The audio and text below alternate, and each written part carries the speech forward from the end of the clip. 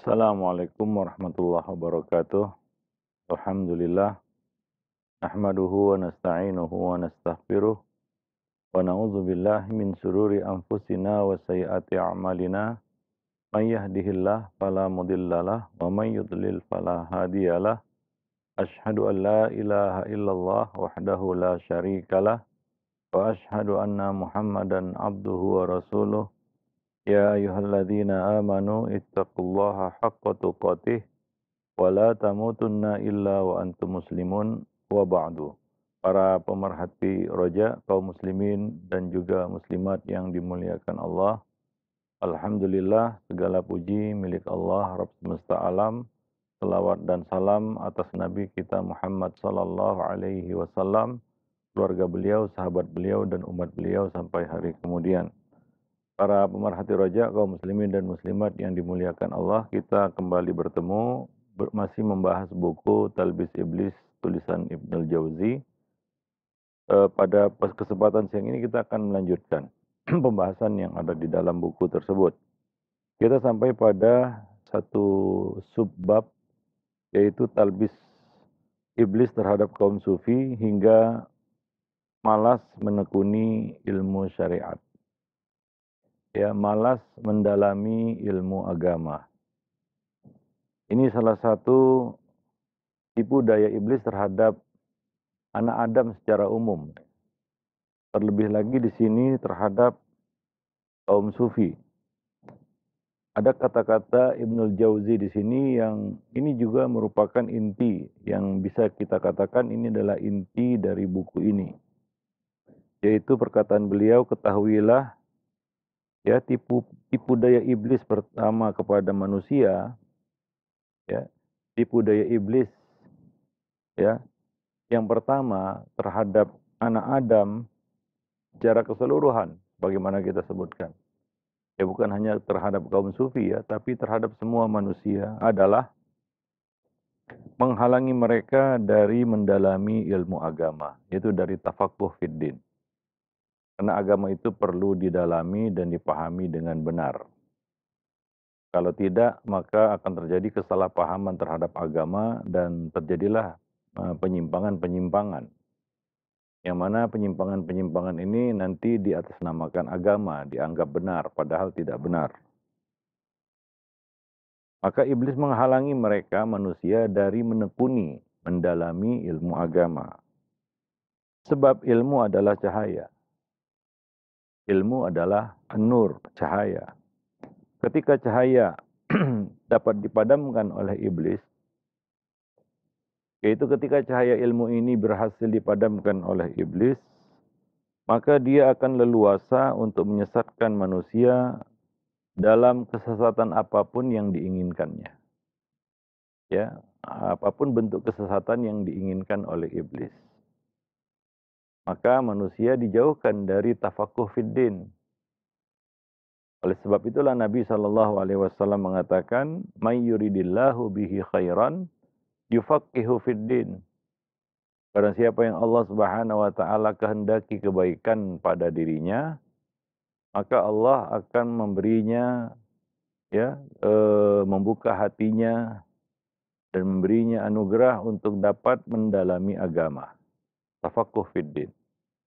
Sehingga dia benar-benar mengetahui dan memahami agamanya dengan baik. Ya, hingga tidak terjadi ketidaktahuan, kejahilan, ataupun kesalahpahaman. Ya, kesalahpahaman. Ya, karena kesalahpahaman dalam memahami agama ini juga berakibat fatal. Manusia mengira itu adalah bagian dari agama, padahal bukan. Ya. Nah, itulah yang dilakukan oleh iblis. Bagaimana manusia itu jauh dari tafaqquh fiddin. Dan dalam hal ini iblis merasuki kaum sufi ya hingga mereka meninggalkan tafaqquh fiddin.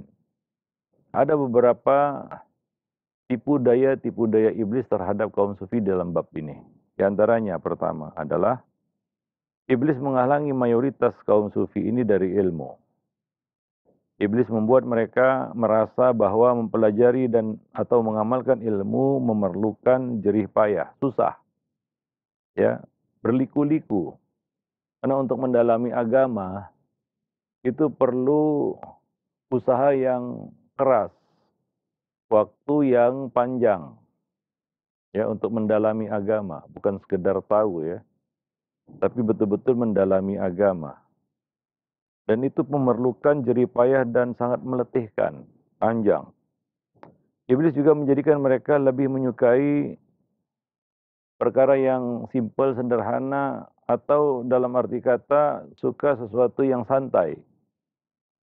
Hingga mereka akhirnya lebih memilih untuk, ya, bermalas-malasan, terutama malas dalam menekuni agama, mendalami agama yang itu susah. Perlu kita konsentrasi, ya, perlu kerja keras otak untuk bisa memahami agama. Ya, memahami ya, bukan hanya sekedar tahu saja, enggak. Dan ini sangat berat bagi mereka.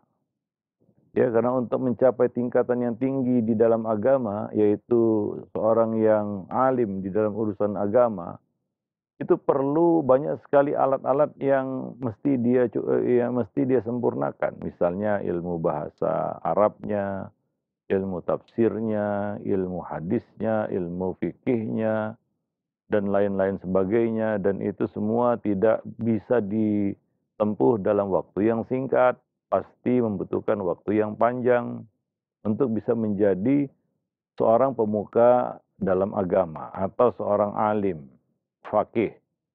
Jadi bukan perkara yang mudah, ya, tidak bisa ditempuh dengan waktu yang singkat, ya. Nah, kaum sufi, ya, mereka memilih, ya, sesuatu yang, ya, kita katakan seolah-olah dia adalah alim, tapi sebenarnya bukan. Bagaimana seolah-olah dianggap alim, mereka berpenampilan seperti seorang alim. Ya, misalnya mereka memakai jubah, mereka memakai atribut-atribut yang biasa dipakai oleh pemuka agama, ya. Kadang-kadang juga meniru, ya, sebagian dari kebiasaan mereka, seolah-olah dia adalah orang yang mengerti, seperti orang alim itu. Padahal enggak. Ya, dia bahkan bukan penuntut ilmu. Ya, mungkin cuma dekat saja. Ya, atau mendekati penampilan mereka. Maka untuk membuat pandangan orang-orang awam tertuju kepada mereka, maka mereka pun mengenakan pakaian-pakaian yang bertambal. Ya, berpura-pura menjadi orang zuhud. Ya, kemudian mereka lebih memilih untuk duduk menganggur. Tidak menuntut ilmu, cukup penampilan saja. Seperti alim, seperti syekh. Kalau sekarang ini banyak juga model orang-orang seperti ini, ya, berpenampilan seperti syekh, seolah-olah dia adalah bagian dari syekh, dari masyayikh, begitu ya, atau orang yang dekat, orang yang mengerti, ya. Kadang-kadang dia menirukan sebagian dari kebiasaan orang alim itu, padahal dia gak pernah menuntut ilmu. Dia tidak pernah menuntut ilmu. Ya, dia berkhidmat untuk ulama mungkin iya. Ya, mungkin dia dekat akrab dengan ulama karena dia biasa melayani ulama itu, syekh itu, tapi dia sebenarnya tidak pernah menuntut ilmu. Ya, dia tidak pernah menjalani tahapan menuntut ilmu. Misalnya belajar bahasa dari awal, dari dasar, kemudian pelajari cabang-cabang ilmu lainnya. Dia tidak pernah menyentuh itu semua. Tapi dia berpenampilan, ya, penampilannya oke. Penampilannya mirip ulama. Gayanya juga mirip atau dimirip-miripkan. Ya, cara bicaranya dan lain-lain sebagainya ditiru supaya orang-orang mengira dia bagian dari mereka. Padahal bukan, dia tidak pernah sama sekali menuntut ilmu. Ya, kalaupun menuntut ilmu itu secara otodidak dan hanya kulit luarnya saja. Seperti itulah yang terjadi pada kaum sufi ini, ya. Mereka berpenampilan seolah-olah orang zuhud supaya dikatakan zuhud. Ya, berpura khusyuk supaya dikatakan orang yang khusyuk. Tapi sebenarnya tidak, ya. Nah, hati mereka tidak diselimuti dengan kezuhudan. Itu hanyalah tampilan luar saja. Maka kadang-kadang kita juga jangan tertipu, ya, dengan penampilan luar. Ya, Jangan dihukumi satu buku itu hanya dengan sampulnya saja. Coba lihat isinya juga. Ya, nah demikian. Al-Imam Syafi'i menegaskan bahwa tasawuf itu didirikan atas dasar kemalasan. Itu malas, terutama malas menuntut ilmu, malas menekuni agama, menekuni ilmu. Beda ya belajar hal-hal yang mungkin perlu diketahui, hanya sebatas itu dengan menekuni ilmu. Itu memiliki arti yang lebih khusus. Namanya tafaqquh fiddin, bukan sekedar thalabul ilmi. Tapi dia adalah seorang yang bertafaqquh fiddin. Itulah yang Nabi katakan, "May yuridillahu bi khairan yufaqihu fiddin." Maka Allah Subhanahu wa taala beri dia anugerah untuk dapat mendalami, menekuni ilmu agamanya. Penjelasan perkataan Imam Syafi'i di atas sebagai berikut, kata beliau Ibnul Jauzi. Tujuan jiwa manusia adalah mendapatkan kekuasaan ataupun kesenangan duniawi. Itu sebenarnya menjadi goals-nya. Tujuannya manusia itu suka mendapatkan kuasa dan senang mendapatkan kesenangan, ya apalagi kesenangan duniawi. Sedang mencari kesenangan duniawi tersebut dengan menuntut ilmu terlebih dulu memerlukan waktu yang lama, menguras tenaga, ya, memerlukan waktu yang panjang. Mereka maunya instan, ya, bagaimana dengan cara yang cepat mereka mendapatkan ya kedudukan misalnya, kuasa misalnya, atau diberi majelis misalnya, ya. Duduklah mereka sebagai ustadz misalnya, sebagai syekh misalnya, tapi sebenarnya mereka tidak pernah menuntut ilmu. Gaya sudah mirip ya, cara bicara pun seolah-olah ya, ya dimirip-miripkan lah begitu, kayak syekh begitu ya. Tapi sebenarnya nggak pernah belajar ini orang. Banyak yang seperti itu juga. Ya, nah orang awam ya mungkin ya akan terperangah dan terpesona. Mereka bisa saja takjub dengan penampilan luar, ya, tanpa tahu isinya apa. Nah demikian. Maka jangan sekali-kali menghakimi ataupun menghukumi sesuatu itu hanya melihat sampul luarnya saja, kulit luarnya saja. Coba perhatikan juga bagaimana kalau dia seorang penuntut ilmu, track recordnya menuntut ilmu bagaimana. Ya, sudah fase marhalah apa saja dia lewati, dia lalui. Dia sudah belajar sama siapa saja. Dan Bapak betul-betul belajar atau ya cuma sekedar ngambil sebutan saja. Muridnya Ustadz Fulan, muridnya Ustadz Fulan. Padahal Ustadz tersebut juga tidak mengakui. Banyak orang-orang seperti ini mengelabui orang awam untuk mendapatkan status di tengah-tengah manusia. Padahal Ustadz itu mungkin juga nggak begitu kenal, ya, dan bahkan mungkin nggak tahu, ya, nggak pernah belajar juga sebenarnya. Ya, kalaulah ya kita katakan dia betul-betul belajar ya mungkin enggak seperti itu ya. Wallahu a'lam bishawab. Ya, beliau mengatakan di sini sedangkan mencari ya kuasa dan kesenangan dunia dengan menuntut ilmu itu perlu waktu yang panjang, capek. Terus terang saja menuntut ilmu itu letih. Apalagi para ulama mengatakan la yutlabul ilm birohatil jasad. Ilmu tidak akan diraih dengan berleha-leha, bersantai ria, nggak bisa. Ya capek, waktunya panjang, ya perlu kesabaran, harus dilewati tahapan demi tahapan, fase demi fase, ya jenjang demi jenjang hingga pada akhirnya ya dia pun matang dan itu waktunya nggak sebentar, panjang. Nah, orang-orang yang mau serba instan, nah, gimana caranya? Ya, itulah caranya. Berpenampilan memperdaya orang awam seolah-olah dia orang alim. Ya, nah demikian. Wallahu a'lam. Baik. Itu pun belum dipastikan apakah tujuan tersebut akan tercapai atau tidak. Kalaulah dia betul-betul menuntut ilmu menjadi seorang alim, ya belum tentu dia dapat kuasa dan kesenangan duniawi. Kadang-kadang itu tidak berbanding lurus ya. Kita belajar agama itu pasti kaya raya, enggak.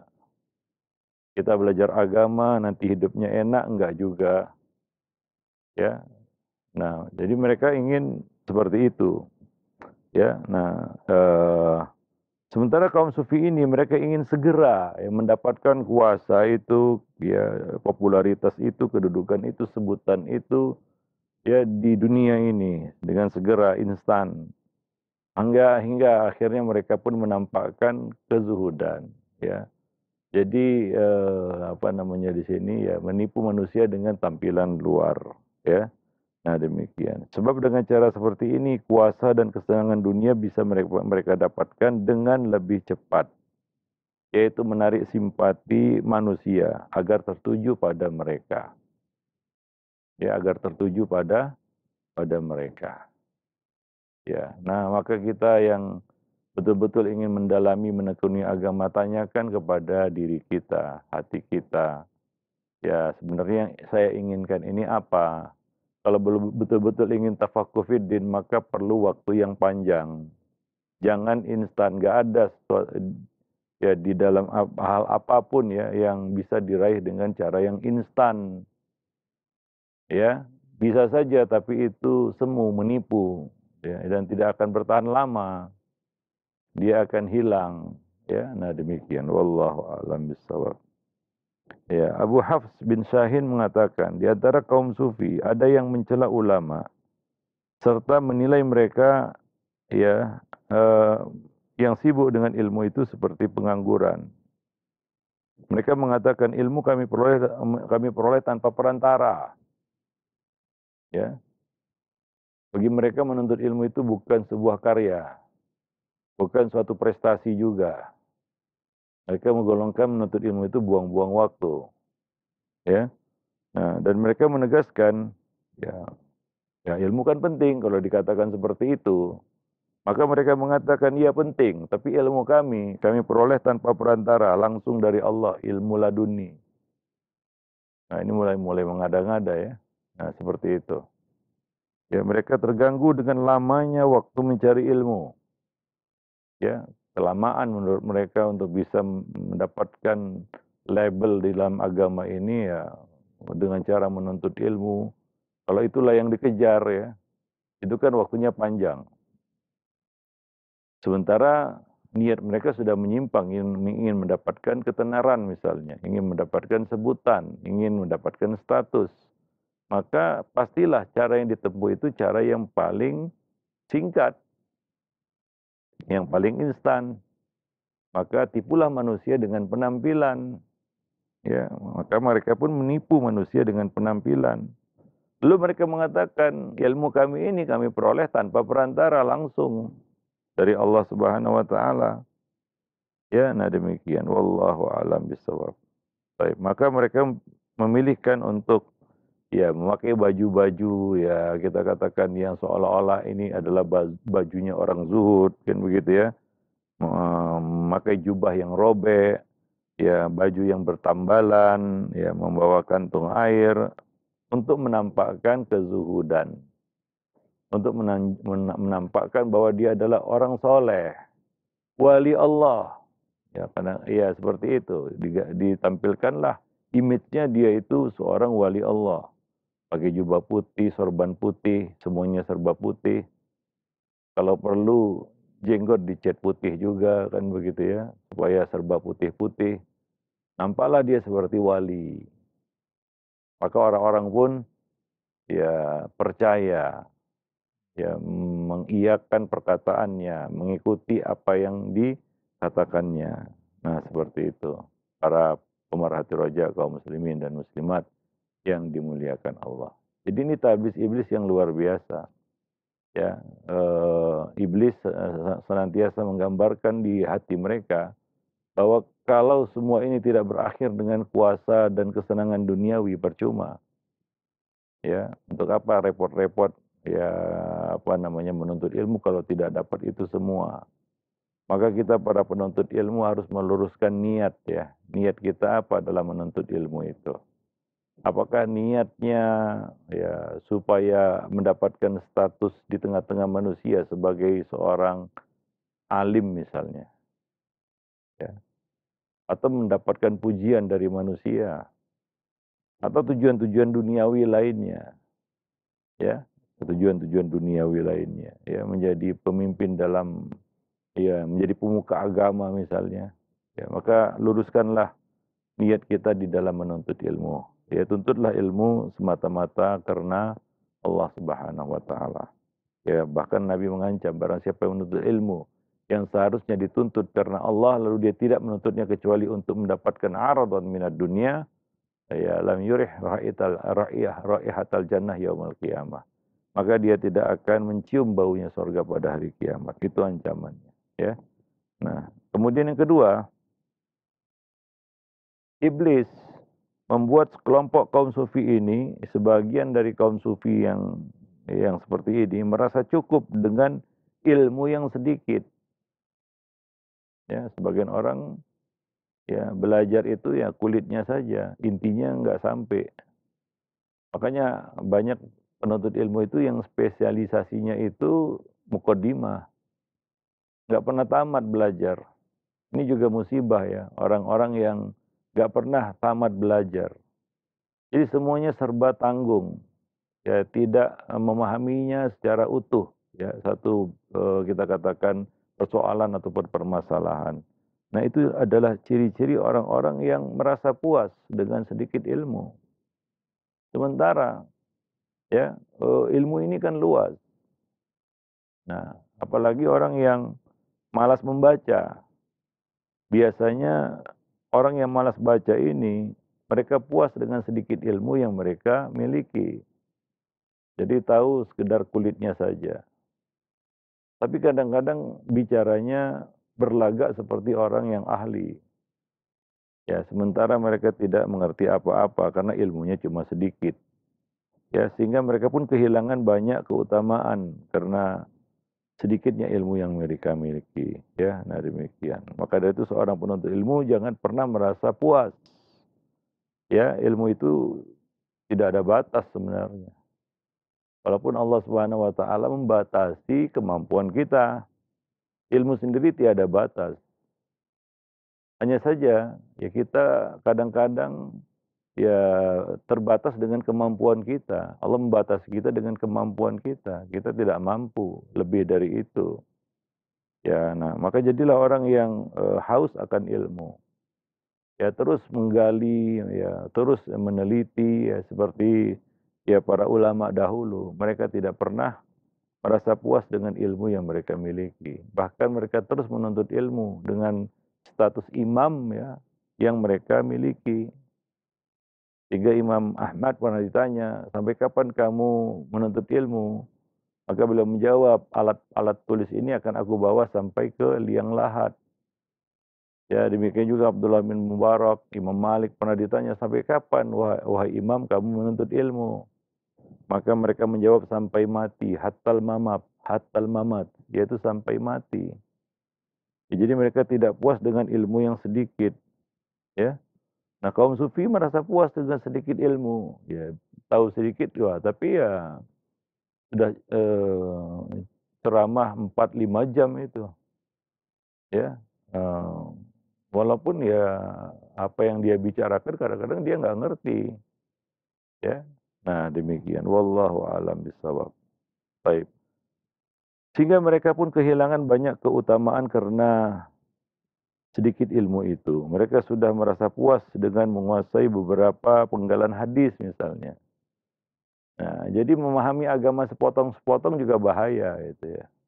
Dia tidak memahaminya secara utuh. Gitu. Orang-orang seperti inilah yang kadang-kadang akhirnya mereka mengkambing hitamkan agama.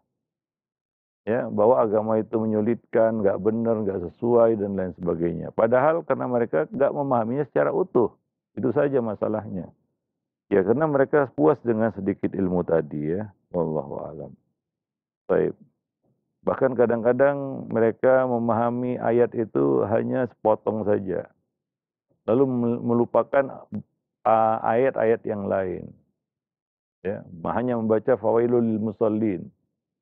Tidak membaca ayat-ayat yang lain. Ya, tentunya ini akan menyebabkan ya kesalahpahaman terhadap satu ya, terhadap satu perkara. Wallahu a'lam. Baik. Dan mereka sudah merasa puas dengan menguasai beberapa potong ayat dan beberapa penggal hadis. Itu karena iblis berhasil membuat mereka mengira bahwa memiliki sanad yang tinggi dan duduk mempelajari ilmu hadis hanyalah bertujuan mencari kekuasaan serta kepemimpinan di dalam hal duniawi. Ya, ya. Nah, tentunya ini akan kita katakan merubah cara pandang mereka terhadap ilmu. Ya, wallahu alam bisawab. Ya. Sehingga mereka tidak berlomba-lomba di dalam kebaikan. Dalam hal ini adalah menuntut ilmu. Nah, kita lihat, ya, mereka kadang-kadang bicara sholat, keutamaan sholat, mentok di situ aja. Ya, mereka belajar tentang fadilah, fadail, ya, keutamaan sholat, ya, keutamaan sholat ini, sholat itu. Tapi mereka tidak mempelajari bagaimana sholat. Mungkin mereka tahu banyak sholat-sholat sunnah, ya. Ada sholat duha, ada sholat taubat, ada sholat ba'diyah asar, ya. Ada sholat sunnah qabliyah, ba'diyah, itu sunat rawatib sehari semalam. Ada sholat malam dan lain-lain sebagainya. Mereka tahu itu. Tapi dasarnya mereka nggak tahu, yaitu apa? Sholat itu sendiri. Bagaimana cara sholat? Mereka tidak pernah mendalaminya. Kenapa? Karena di situ ada perselisihan pendapat, ya, ada banyak pendapat, ada ikhtilaf yang itu memusingkan mereka. Ya, bagi yang tidak menuntut ilmu kan bingung gitu, ya. Ada pendapat begini, ada pendapat begini, lalu yang benar yang mana? Ya, untuk tafaqquh fiddin itu perlu ekstra kerja keras. Ya, bukan hanya sekedar tahu di sana ada sholat, enggak. Tapi mereka tahu bagaimana melaksanakannya dengan benar. Baik kaifiatnya maupun hal-hal yang berkaitan dengan sholat tersebut. Ya, misalnya sholat malam. Ya, bagaimana kriteria sholat malam. Ya, itu adalah satu tingkatan ilmu setelah dia mempelajari bagaimana sholat yang benar gitu, ya. Sebelum dia melangkah kepada fase-fase berikutnya, yaitu mengenali banyak jenis-jenis sholat. Ya, sebenarnya harus mereka fokus lebih dulu adalah bagaimana sholat gitu, ya. Ya, untuk tahu jenis-jenis sholat itu mudah. Ya, tinggal kita pelajari buku-buku fadail, lalu kita amalkan. Tapi bagaimana sholat? Ini kan perkara yang mendasar sebenarnya. Ya. Maka Nabi mengatakan, "Shallu kama ra'aitumuni usolli." Salatlah kamu sebagaimana kalian lihat aku mengerjakannya. Nah, di dalam bab ini itu berliku-liku untuk bisa memahaminya dengan benar. Kenapa? Ada ikhtilaf, ada pendapat, di mana kita harus mencari pendapat yang rojih, kan begitu, ya. Nah, itu kan sulit. Ya, mereka maunya instan, cepat, ya, nggak pakai lama istilahnya. Ya, nggak pakai lama. Nah, dengan itu mereka, ya, memandang remeh ilmu-ilmu alat misalnya. Ya, itu kan pelengkap dari ilmu-ilmu agama.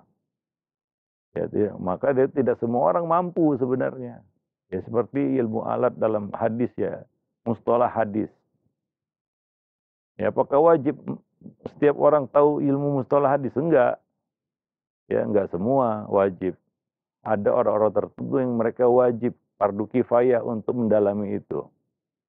Ya, karena kalau tidak didalami itu mungkin akan tersia-siakan hadis-hadis Nabi Shallallahu Alaihi Wasallam. Para pemerhati roja kaum muslimin dan muslimat yang dimuliakan Allah.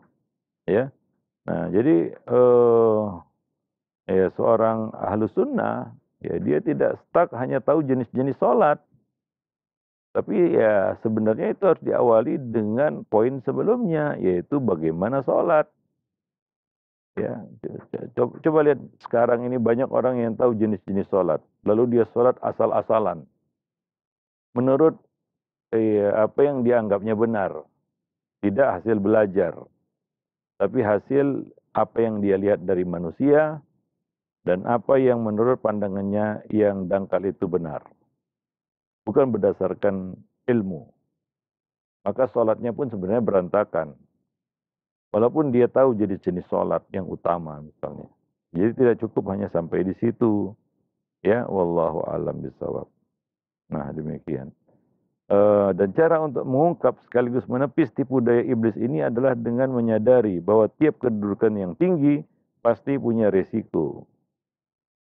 Ada konsekuensi yang harus kita bayar di situ, ya, yang harus kita keluarkan di situ. Ya, nah demikian. Ya, dan juga ya kita katakan mendapatkan ya kita katakan kuasa ataupun ilmu itu juga ada amanahnya. Ya, ada amanah ilmu yang harus kita tunaikan, ya. Nah, demikian. Dan bagi kaum sufi semua ini terlalu rumit ya, maka mereka ingin sesuatu yang simpel aja lah. Gak usah dalam-dalam kali kata orang sekarang, gak usah serius sekali mendalami agama katanya. Itu ungkapan yang sering kita dengar. Ya, gak usah apa namanya, gak usah terlalu serius mendalami agama. Cukup tahu ya sepintas lalu saja. Nah, ini yang membuat samar agama ini di tengah-tengah manusia, karena mereka memandangnya dengan pandangan seperti itu, ya. Puas dengan sedikit ilmu yang mereka miliki. Wallahu a'lam bishawab. Dan cara untuk mengungkap sekaligus menepis tipu daya iblis ini adalah dengan menyadari bahwa tiap kedudukan yang tinggi pasti punya konsekuensi.